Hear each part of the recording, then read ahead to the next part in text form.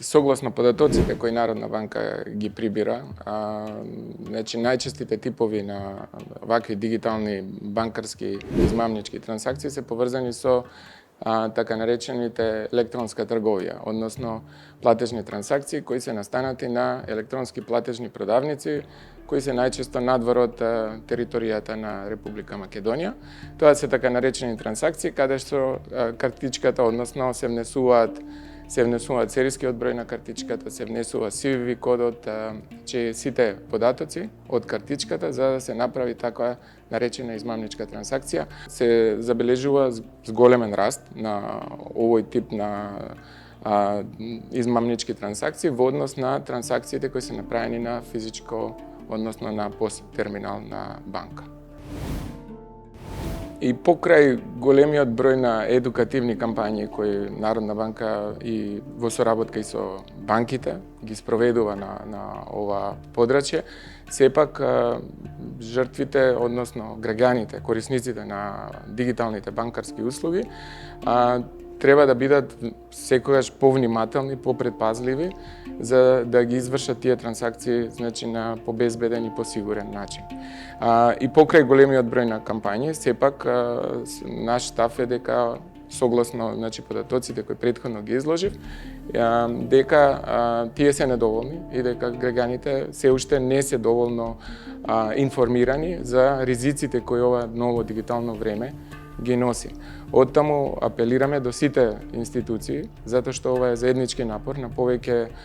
институции. Ниедна институција сама не може да даде некој позитивен резултат. Значи, во соработка на банките, во соработка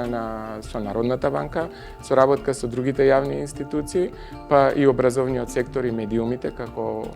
оваа емисија, би требало да градиме значи побезбедни финансиски трансакции, односно преку информирање и обука на граѓаните за кои се придобивките на ова дигитално време, меѓутоа и кои се ризиците кои ова дигитално време ги носи. Секоја банка си има своевиден рамковен договор склучен со клиентот и согласно тој рамковен договор е дефинирано како се дава согласноста за одобрување, односно за извршување на трансакцијата. Сите трансакции кои клиентите не ги одобриле, стануваат имаат третман на неавторизирани трансакции. Тие неавторизирани трансакции, значи има постапка во секоја банка за третман на овие неавторизирани трансакции и банката, доколку смета дека трансакцијата е неавторизирана, треба во рок од 24 сати да ги поврати средствата. Меѓутоа, исклучок е доколку банката се сомнева дека клиентот постапувал измамнички и за тоа треба да го пријави значи написмено до надлежните органи до МВР. Сепак тука останува и приговор до поплака до Народна банка како секундарна институција во која Народна банка уште еднаш ги проверува активностите кои се извршени и судот како на крајна инстанца каде граѓанинот може да се упати за разрешување на овие спорови. Ние повеќе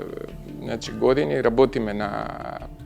подобрување на IT системите на банките и во сите значи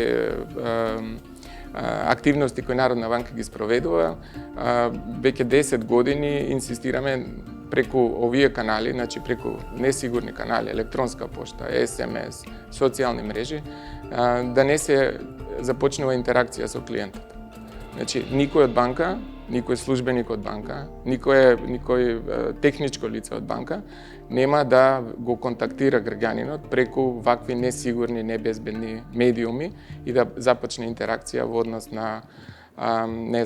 платежната сметка, состојбата на платежната сметка, проблем некаков со платежната сметка. Оттаму апелираме на граѓаните да бидат свесни за да може да го препознаат овој тип на напад,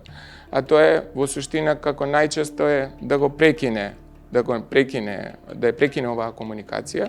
и во суштина преку официјалниот телефон за контакт кој е објавен на секоја картичка, на секоја веб страна, на секоја експозитура, да оди и да разгледа, значи преку официјалните извори, официјалната веб страна на банката, официјалниот телефон за комуникација, да си ја започне постапката за евентуално разрешување на некакви проблеми доколку има во банката.